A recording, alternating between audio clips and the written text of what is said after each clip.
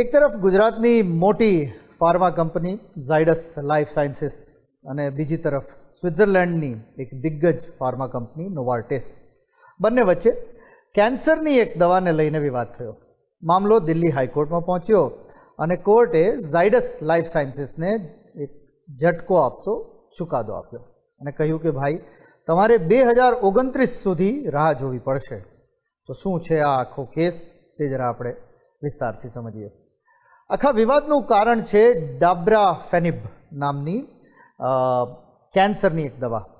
નોવાર્ટિસ એજી પાસે કેન્સરની આ દવાનું પેટન્ટ છે. ભારતમાં પણ આ પેટન્ટ લાગુ થાય છે. ડાબ્રાફેનિબ એક ચોક્કસ પ્રકારના કેન્સર માટેની દવા છે. ખાસ પ્રકારના કેન્સરના દર્દીઓમાં કેન્સરના કોષોને ઝડપથી વધતા અટકાવવામાં આ દવા મદદ કરે છે. હવે ગુજરાતની કંપની ઝાયડસ પણ ડાબ્રાફેનિબ ધરાવતી દવા બનાવવા માટે કામ કરી રહી હતી.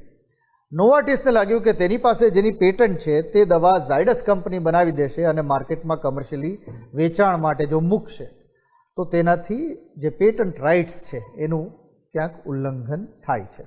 એટલે નોવાર્ટિસ કંપનીએ દિલ્હી હાઈકોર્ટમાં એક અરજી દાખલ કરી અને ન્યાયની ગુહાર લગાડી. કોર્ટમાં કેસ ચાલ્યો અને તે દરમિયાન ઝાયડસે કોર્ટ સમક્ષ એક મહત્વનું નિવેદન આપ્યું. ઝાયડસે કહ્યું કે નોવાર્ટિસનું ભારતમાં પેટન્ટ છે એ પૂરું ના થાય, જે 2029 એ પૂરું ના થાય ત્યાં સુધી અમે આ દવા બજારમાં નહીં ઉતારીએ. કોર્ટે ઝાયડસનું આ વચન માન્ય રાખ્યું અને તેને પોતાના ચુકાદાનો ભાગ બનાવી દીધો. એટલે નિર્ણય એ થયો કે નોવાર્ટિસ પાસે ભારતમાં આ દવા માટે 4 મે 2029 સુધીનું એક પેટન્ટ છે. ત્યાં સુધી ઝાયડસ આ દવાને માર્કેટમાં કમર્શિયલી કોઈ પણ જગ્યાએ વેચી નહીં શકે. આ આખો ચુકાદો દિલ્હી હાઈકોર્ટે આપ્યો. તેનું કારણ છે પેટન્ટ. માની લો કોઈ ફાર્મા કંપનીએ નવી દવા શોધી. આ દવા શોધવા પાછળ વર્ષોનું રિસર્ચ, ટેસ્ટિંગ, ક્લિનિકલ ટ્રાયલ્સ અને કરોડો રૂપિયાનું રોકાણ હોય છે. તો કાયદો એ કંપનીને કહે છે કે તમે નવી શોધ કરી છે એટલે ચોક્કસ સમય સુધી આ જે શોધ છે, આ ઇન્વેન્શન અથવા ડિસ્કવરી, એના પર તમારો ખાસ હક રહેશે. કંપનીને તે દવા પર પેટન્ટ મળે છે. પેટન્ટ ચાલુ હોય ત્યાં સુધી બીજી કંપની એ જ પેટન્ટેડ જે મોલિક્યુલ છે કે જે ઇન્વેન્શન છે એને કમર્શિયલ રીતે બનાવીને બજારમાં નથી વેચી શકતી. એટલે ક્યાંક જે રિસર્ચ કરતી ફાર્મા કંપની છે એને સરકાર એક એડિશનલ ઇન્સેન્ટિવ આપે છે કે જો તમે એક સારી દવાનું ઈજાદ કરશો તો અમે તમને એના પેટન્ટ આપશું. તો એ એક પ્રકારની અમુક સમય મર્યાદા સુધી એ દવા પર એ ફાર્મા કંપનીની એની મોનોપોલી હોય છે. ઝાયડસ માટે અહીં એક ઝટકો ચોક્કસપણે છે, પણ કોઈ કાયમી પ્રતિબંધ નથી. એ આ દવા અંગેનું રિસર્ચ ચાલુ રાખી શકે છે. રિસર્ચ પર કોઈ મનાઈ નથી, પણ તેનું વેચાણ જે છે એ નોવાર્ટિસની પેટન્ટ પૂરી થાય પછી જ વેચાણ, એટલે માર્કેટમાં વેચાણ નોવાર્ટિસની જે પેટન્ટ છે એ પૂરી થાય પછી જ કરી શકશે.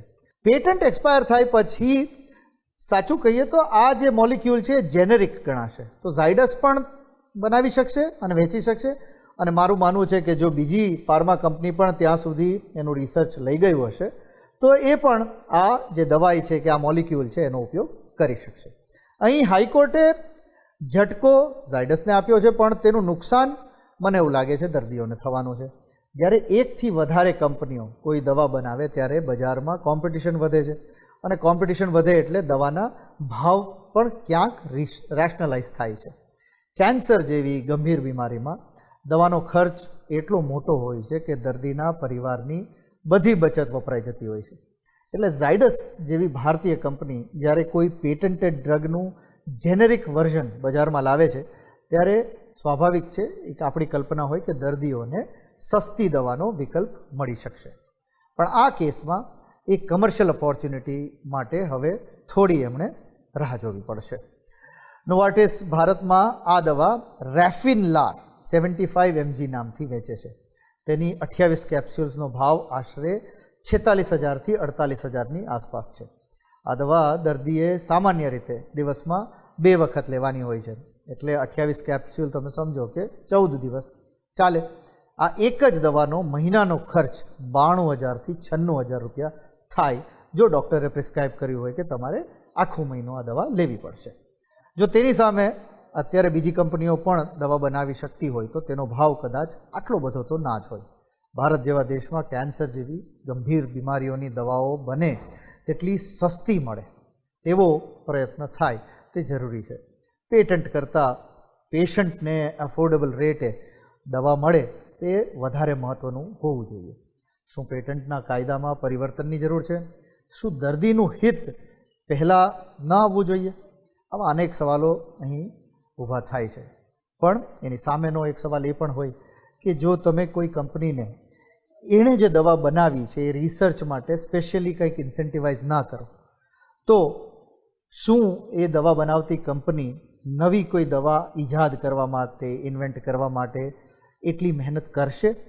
આ એક કેપિટલિસ્ટિક માનસિકતાનો એક હું માનું છું ત્યાં સુધી જવાબ છે કે રૂપિયો એ જ એક મોટું ઇન્સેન્ટિવ છે. કેમ આપણે એવું ના વિચારી શકીએ કે હા, એક દવા બનાવતી કંપની જરૂર નવી દવા માટે એટલી જ મહેનત કરશે કારણ એના દિલમાં નફો નહીં પણ લોકો માટેની એક સેવા ભાવના છે. પણ આજના કેપિટલિઝમમાં આ પ્રકારની ભાવનાઓ બહુ જલ્દી લોકોને ગળે નથી ઉતરતી.